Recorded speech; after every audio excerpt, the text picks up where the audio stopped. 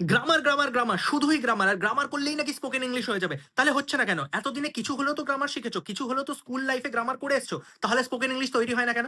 একটু ভালো করে নিজেকেই প্রশ্ন করে দেখো না।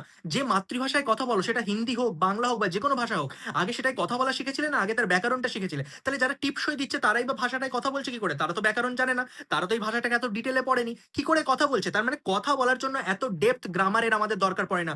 বেসিক কিছু আইডিয়া থাকলেই আমরা করে নিতে পারি। দেখো আমি কিছু স্ট্রাকচার বলছি, এই স্ট্রাকচার গুলোকে ফলো করো, হাজারো হাজারো সেন্টেন্স করতে পারবে।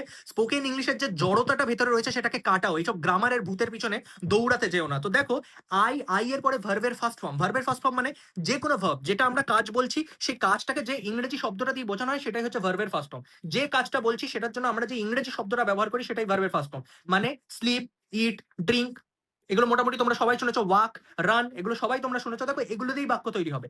আমি ঘুমাই, আই স্লিপ, আমি রাতে ঘুমাই, আই স্লিপ অ্যাট নাইট। আমি দৌড়াই, আই রান, আমি বিকেলে দৌড়াই, I run in the evening. হলো। আমি প্রার্থনা করি, আই প্রে, আমি ভগবানের কাছে প্রার্থনা করি, আই প্রে টু গড। আমি বিশ্বাস করি, আই বিলিভ, আমি তোমায় বিশ্বাস করি, আই বিলিভ ইউ, আমি ভগবানে বিশ্বাস করি, আই বিলিভ ইন গড। বোঝা গেল? তাহলে এইভাবে আমরা কত বাক্য তৈরি করে ফেলতে পারবো।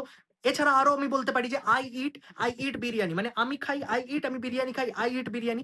এইভাবে আমরা আই, তারপরে ভার্বের ফার্স্ট ফর্ম, তারপরে আমরা যেটা বলতে চাইছি সেটাকে যদি বসিয়ে দিতে পারি, তাহলেই সেন্টেন্স তৈরি হয়েছে। এটা গেল একটা স্ট্রাকচার। আর সেকেন্ড স্ট্রাকচার, ধরো তুমি কোনো জিনিসে ভালো, তুমি যদি কোনো জিনিসে ভালো তাহলে তুমি বলবে আই অ্যাম গুড অ্যাট, বলে যে জিনিসটাই ভালো সেইটা খালি বসিয়ে দাও। যে জিনিসটা ভালো সেটা খালি বসিয়ে দাও। অবশ্যই সেটার ক্ষেত্রে আইএনজি যোগ করতে হবে, এটা মাথায় থাকে। যে জিনিসটাই, যে কাজটাতে তুমি ভালো হবে সেই কাজটা শেষে আইএনজি লাগিয়ে দেবে। I am good at sleeping, আমি ঘুমাতে খুব ভালো, মানে আমি মারাত্মক ঘুমাতে পারি। I am good at talking, আমি কথা বলতে খুব ভালো পারি। I am good at writing, আমি লিখতে খুব ভালো পারি। I am good at speaking, আমি কথা বলতে খুব ভালো পারি। I am good at acting, আমি অ্যাক্টিং মারাত্মক ভালো করতে পারি। I am good at singing, আমি খুব ভালো গাইতে পারি। I am good at swimming, আমি খুব ভালো সাঁতার কাটতে পারি। আশা করছি আমার এই দুটো স্ট্রাকচারকে তোমরা কাজে লাগিয়ে হাজারো হাজারো বাক্য তৈরি করতে পারবে।